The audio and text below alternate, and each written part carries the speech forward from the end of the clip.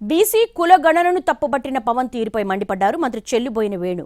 BC కులగణనను ప్రశ్నించడం ఏంటని నిలదీశారు. చంద్రబాబు మాట్లాడలేక పవన్తో ప్రశ్నలు వేయించారని మండిపడ్డారు.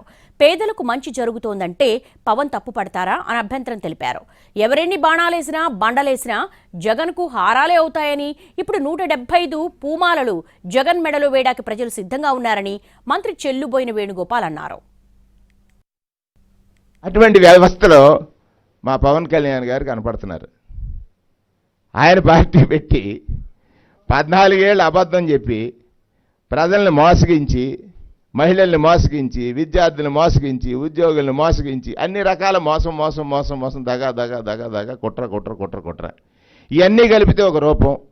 అబద్ధమే తన ఎజెండాగా ఎంచుకుని నిజం మాట్లాడితే నాకు నచ్చదని చేసినటువంటి ఒక అబద్ధానికి సపోర్ట్గా పేదవాడికి మంచి చేస్తానన్న జగన్మోహన్ రెడ్డి గారి ప్రభుత్వాన్ని ఓడించడం నా లక్ష్యం అనేటువంటి రాజకీయ నాయకుల అవసరమా ఈ దేశానికి అని ప్రజలను ఆలోచించమని మీ ద్వారా